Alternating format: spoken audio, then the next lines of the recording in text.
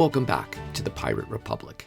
This is an audiobook presentation of Pirates of the Wild West, the first novel in the Storm of Time series, released one chapter at a time. Today's chapter finds Blackbeard returning to the Queen Anne's Revenge and most of his mates. You know what time it is. Sharpen up your cutlass, load that flintlock. It's time for Chapter 28, Strike the Colors.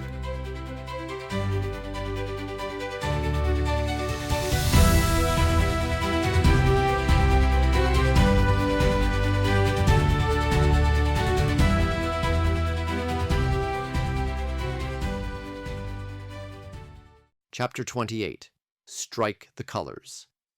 Philip steered the wagon off the dirt road and slowly followed rutted tracks that were difficult to see in the dark of night. The crescent moon was low on the horizon and failed to give much light, but the soft glow of an oil lamp that was held on a long pole in front of the horses helped to keep the carriage on the path. They were descending a ravine toward the bay, but their view was blocked by a rocky rise in the terrain. The going became very bumpy, and Thatch stuck his head out the window. "We nearly there, Mr. Albert?" Blackbeard asked. "Yes, Captain," Tom answered for Philip as the boy remembered the way. "You say I, young Tom. That ways you sound like a sailor, not some banker or priest." "Aye, Captain," Tom said with gusto. "That's a good lad," Blackbeard said, then sat heavily on the seat across from Colette. "What's she like?" Colette asked. "The Queen Anne's Revenge?" Colette nodded her head. She's like you, dear Miss Dallaire, a prize worth dying for." He gave a wolfish grin. Colette only smiled and shook her head. "She was a slaver we happened upon in 17 near Martinique, 200-ton beauty built in Nantes by the French in about 1710, a frigate with 24 cannon and full rigging, more than 100 feet of length she is, and fast for such a big girl, swift like the wind. Those poor slaver bastards never stood a chance when we found her. She'd been struck by a storm, the men rampant with scurvy. Only a quarter of their crew left aboard alive. Some 20 slaves out of the 300 remained in her hold. She gave up without a fight.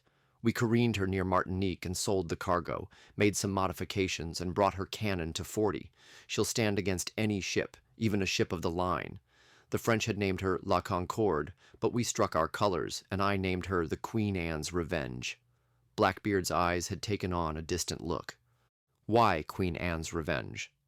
"Because she would take her vengeance against the House of Hanover, the despots that wrenched the throne from the Stuarts when they laid dear Queen Anne to rest." "A queen reigns again in England, Victoria," Colette said. "Aye, the little scientist has said as much, but with her, the crown still remains in the House of Hanover," Blackbeard said with a heavy sigh.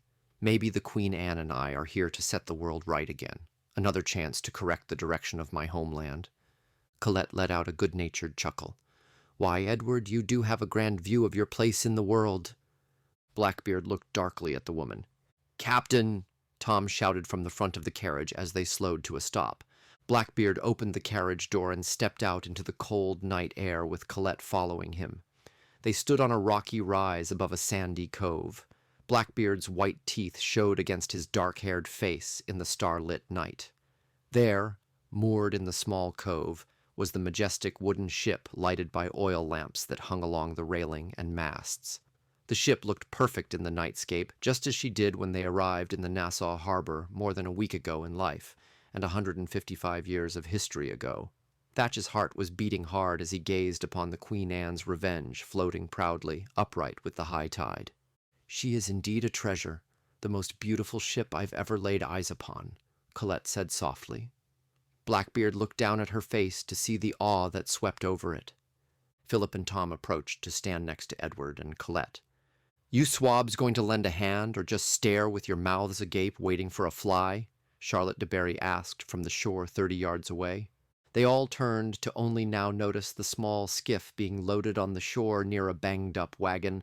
Charlotte and Frank James were finishing the transfer of the barrels of gunpowder and the silver bars to the Queen Anne's Revenge. The group carefully made their way down the rocky gradient to assist in the final transfer to the ship. It took 2 short rides across the water to bring all on board. The final trip was made by Blackbeard, Tom, and Colette. Black Caesar was there as Thatch climbed aboard his precious ship, his eyes taking in every inch, the rigging, masts, decks, the black flag gently moving with the wind. He stared hard at the lone white skull painted on it, and just below it flew the flag of pure, deep red that would send shivers down any sailor's spine should they see it encroaching on their wake. "Welcome aboard, Captain," Black Caesar said, holding out his hand. Thatch grabbed the man's large palm in his and gave it a hearty shake. "Well done, Caesar, well done. I trust she's seaworthy?" "Aye, Captain. Our crew is small, but we can manage," Black Caesar said. Thatch noticed the large silvery pink diamond-crusted cross hanging from Black Caesar's neck. "Become a Christian, have ye in me absence?" Thatch said. Black Caesar's hand touched the strange metal. "I've taken a shine to its theatrics." Thatch smiled and raised a brow at the man, then patted his back. "It compliments you, my friend. You've kept a good crew, Caesar. My heart soars stepping back aboard me ship." Charles Vane approached with Anne Bonny, Mary Reed, Jesse James, Charlotte DeBerry, and several of the men hired from Beekman's crew. "Crew, my thinking is that now is the time for us to parley. We stand here with many of us captains in our own right. We should put to vote what man should be elected to captain this ship," Vane said as he stepped up to Blackbeard. "Or woman," Anne Bonny said. "Aye, no reason the vote should be in favor of a man when Mary, Anne, and I stand aboard, capable as any here, more so than some," Charlotte said. "Blackbeard is captain," Tom said. "Not without a vote. It is the law of the Republic, the pirate way," Mary scolded the boy. Thatch looked around at the many different captains that stood before him. It was true that they had all once captained their own vessels, but the Queen Anne was his, and he knew only death could keep him from commanding her. "Where's Hornigold?" Mary asked. "The pirate hunter killed Benjamin," Thatch said steadily. Mary looked at Anne, then Vane. A quiet settled over the crowd as they took in the news of Hornigold's death. Philip gave a curious look to Colette, and she matched it, but kept silent. Tom's face was unreadable as he stood watching, hands stuck in the pockets of his coat. "You saw it?" Vane asked. "I did, and we will avenge him one day, sending Woods and your old Captain Jennings to lie in Davy Jones's locker," Thatch said. "This ship sails nowhere until a vote is taken. I didn't risk my neck raising the beast to be conscripted without a say in the captaining of it," Vane said. "Aye then, it's a vote we shall have," Blackbeard said. "Let's have it so we can be on our way. I make the assumption you throw your name in the hat, Charles." "Aye," Vane said, stepping forward. "Mary?" asked Blackbeard. Mary stepped forward. "Charlotte? Anne, you stepping forward?" Blackbeard asked. The two women did so. Thatch turned to Black Caesar. "You stepping forward, Caesar?" He shook his head. "My vote is with you, Captain." Black Caesar looked over the rest of the crew, Philip, Tom, Colette, and the several men from Beekman's ship that Blackbeard had not met. "Then 5 candidates stand before you, each vying for the captain's title. You standing here must decide. The fate of the Queen Anne's revenge rests with your vote. I remind you, though, it's my treasure that fills your pockets, my generous nature to offer you a share of the plunder from the toils of meself and Caesar. No man nor woman knows this ship like I. How she sails, her speed, abilities, and quirks are well known to me like she is a part of my soul. Please, can we dispense with the theatrics and get on with it?" Charlotte said with a sigh. "Aye. Cast your vote, then." Blackbeard pointed at Black Caesar. "Blackbeard is my captain." Thatch then pointed at each of the new men from the tugboat, 3 voting for Vane, 1 for Thatch, as they had only known these men and women one day. The 3 voting for Vane seeing him as a strong man with leadership skills, the 4th voting for Thatch merely out of fear from the figure of the man. Vane nodded to the men, and Thatch continued with the vote. "What say you?" Thatch pointed at the James brothers. "Anne," said Jessie with a smile to Anne. "I've seen Miss Bonny sail. The woman is unlike any I've ever met. Tough as a man, clever as a fox. I'll put my trust in her. Besides, if I didn't, I think I'd need to sleep with one eye open for the rest of my years," Frank said to a round of chuckles. "These men are not sailors. Why should they get a vote?" Vane protested. "They are part of the crew now. They risked their lives for us," Anne said. "And we risked our money. Never could have done that train job without our investment," Jessie said. Their votes shall stand, Thatch said. He then turned to Philip. What say you, scientist? Like the James brothers, you are a member of the crew. You sail with us and have a vote. Philip's heart rate quickened. He couldn't believe that he was standing on this 17th century pirate ship with Blackbeard asking him to vote as a member of his crew. He felt dazed and lightheaded as he looked into the intense eyes beneath the thick, dark brows of the pirate. The Edward Thatch was asking him, Philip Edward Albert, graduate of the University of London, a man steeped in science and education, to be a pirate on the Queen Anne's Revenge. You have my vote, Philip said as his voice cracked. Vane rolled his eyes, as did Charlotte upon hearing Philip squeak out his vote. Thatch set his eyes on Colette. She felt her temperature rise when he did, and chastised herself silently for the blush. Whom do you cast your vote for, Miss Dallaire? Now, this is too much, Vane bellowed. The woman is not part of the crew. She is no more than a serving wench, a whore working... You bite that tongue, Thatch exploded at Vane, or I'll carve it from your mouth and serve it to the rats. Thatch held his dagger inches away from Vane's neck.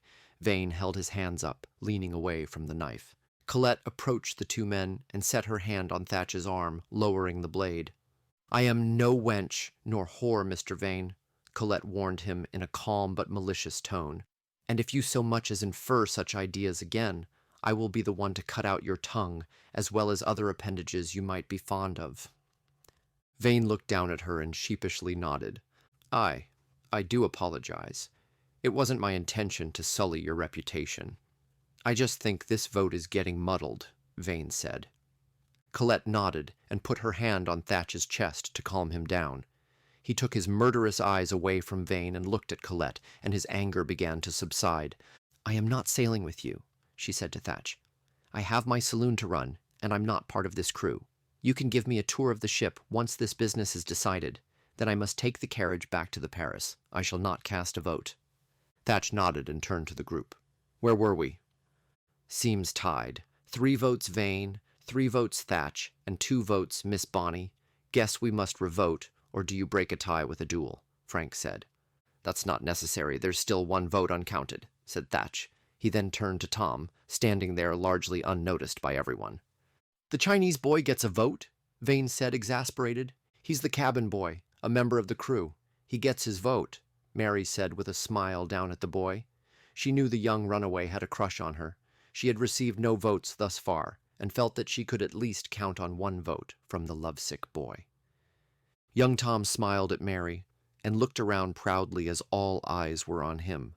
Living on the streets for months with no family and few friends had taken a toll on him. His heart filled up with the joy of belonging.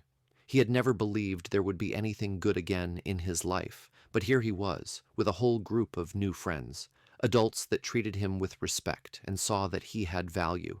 His life was now full of adventure, and dare he think it, family. He looked again at Mary, her pretty face and beautiful red hair, his future bride. Who do you cast your vote for, boy? Growled Vane. Tom puffed up his chest. Blackbeard.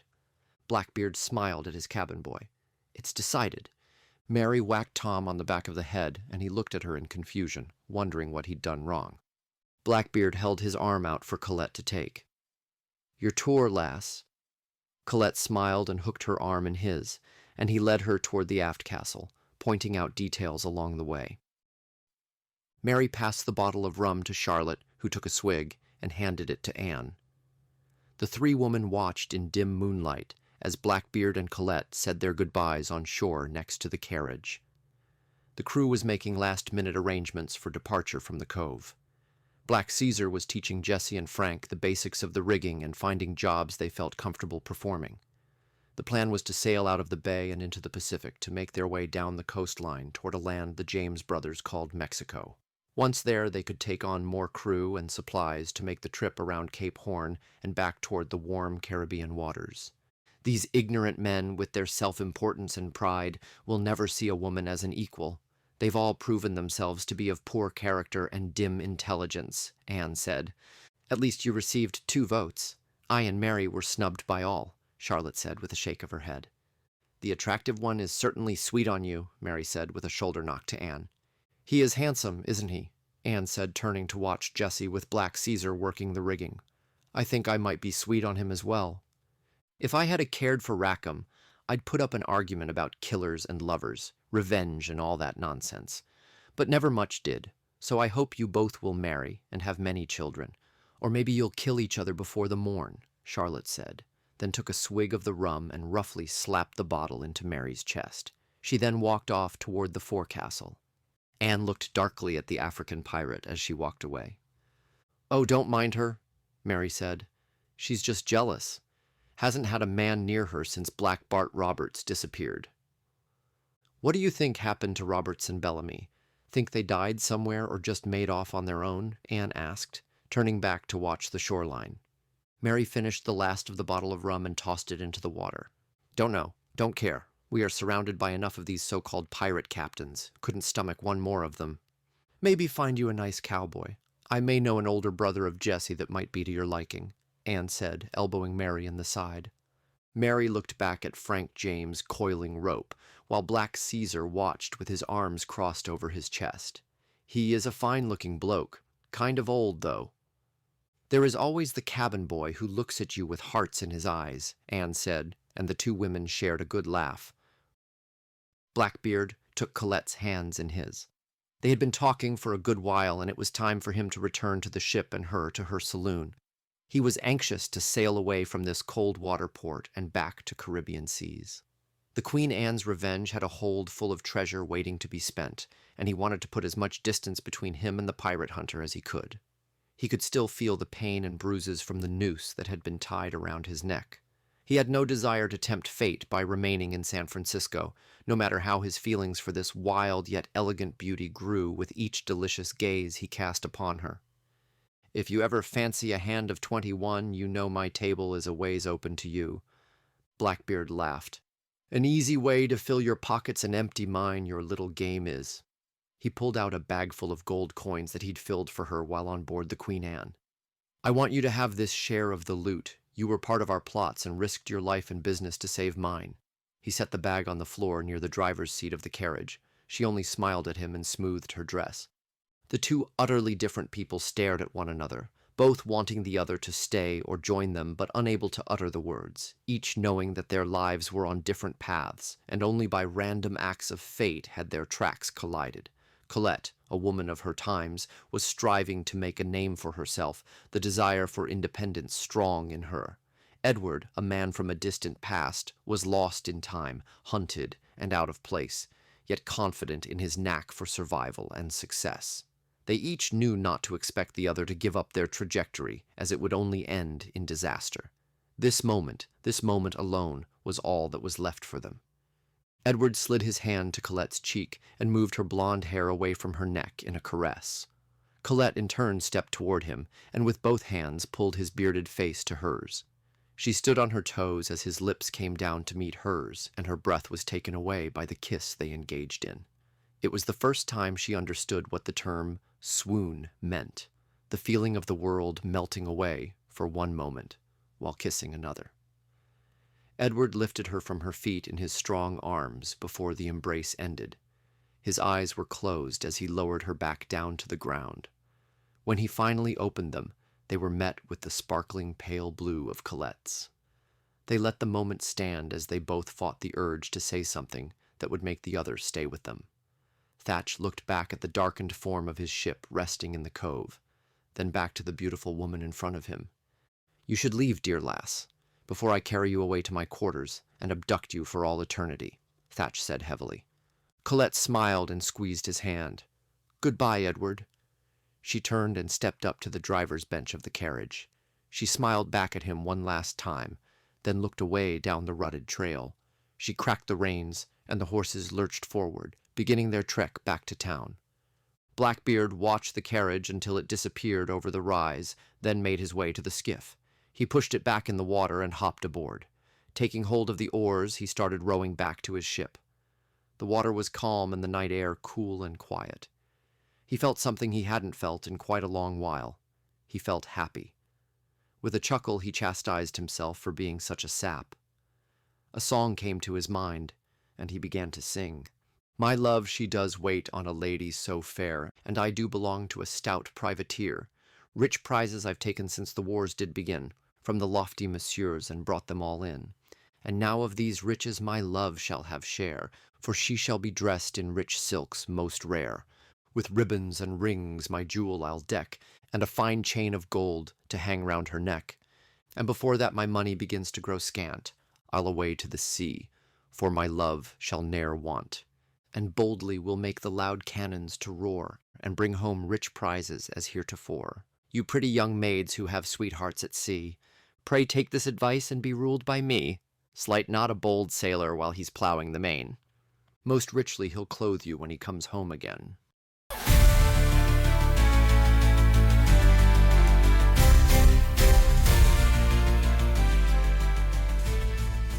I hope you're enjoying this historical fiction book with pirates and time travel all wound together in it. You can find the ebook and physical books at my website, briancantrell.com. You can also find the second book in this series, Pirates of World War II. And if you're a fan of pirates, you can check out thepiraterepublic.com. It's a weekly newsletter that I put out every Friday. All sorts of great pirate history, events, news, and happenings. You can also toss a few doubloons our way by joining our Patreon at Patreon, The Pirate Republic. We'll see you next week. Till then, fair winds and keep a weathered eye.